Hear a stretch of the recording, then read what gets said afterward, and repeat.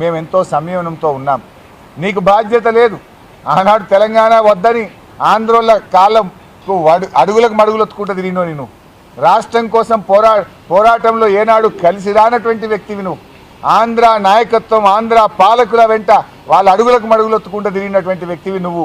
మేమేమో పోరాడి తెలంగాణ సాధించినటువంటి వాళ్ళం. నువ్వు ఇలా ఆంధ్ర నాయకుల గురించో ఆంధ్ర ప్రజల గురించి కూడా ఏదో ప్రేమ ఒలకబోస్తున్నాడు ఈయన. అదంతా కపట ప్రేమ.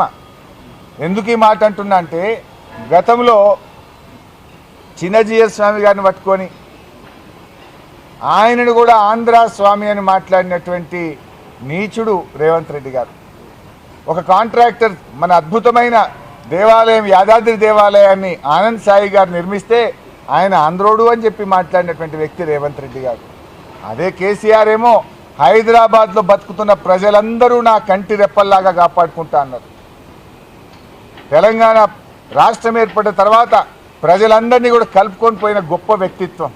ఆంధ్ర తెలంగాణను ఈ దేశం అనకుండా ఎక్కడెక్కడి నుంచో వివిధ రాష్ట్రాల నుంచి ఇక్కడ కార్మికులు కూడా పనిచేస్తే కరోనా వస్తే వాళ్లకు పండ్లిచ్చి రైళ్లు పెట్టి భోజనం పెట్టి వాళ్ళని జాగ్రత్తగా వారి రాష్ట్రాలకు పంపినటువంటి మానవత్వం ఉన్న వ్యక్తి కేసీఆర్.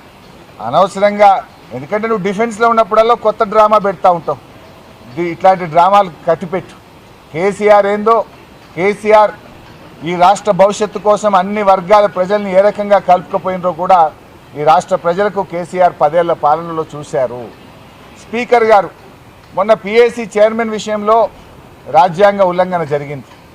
నిన్న రేవంత్ రెడ్డి గారు కూడా మాట్లాడుతూ ఏమన్నాడంటే, ఎన్నిక జరిగిందట. మీరు ఇలా పేపర్ చూడండి. ఉదయమే నేను 2-3 పేపర్లు చదివాను.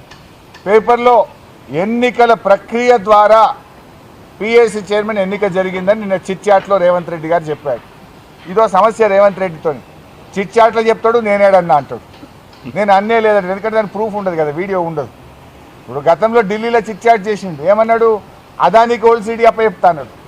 ఏం సంగతే, నువ్వు ఎట్లా అప్పచెప్తావు అదానికి ఓల్డ్ సిటీ అని మేము అడిగితే అసెంబ్లీలో ఏమన్నాడు, నేనేడే చెప్పిన పేపర్ వాళ్ళు తప్పు రాసిరు అన్నాడు.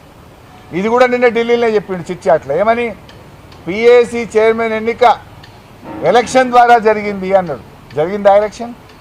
ఎలక్షన్ కాదు, సెలక్షన్ ద్వారా జరిగింది. ఎలక్షన్ ఎక్కడ జరిగింది నేను అడుగుతా ఉన్నా.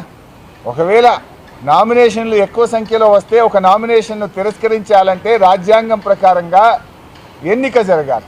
అసెంబ్లీలో ఎన్నిక పెట్టి సింగిల్ ఓట్ మెజార్టీ ద్వారా ఎలిమినేట్ చేయాలి కదా. ఎన్నిక జరిగిందే, బులెటిన్ ఇచ్చింది. It is not election, it is the selection of Revanth Reddy. ఎందుకంటే ఎలక్షన్ జరిగితే స్పీకర్ గారు శాసనసభ విలువాలి కదా.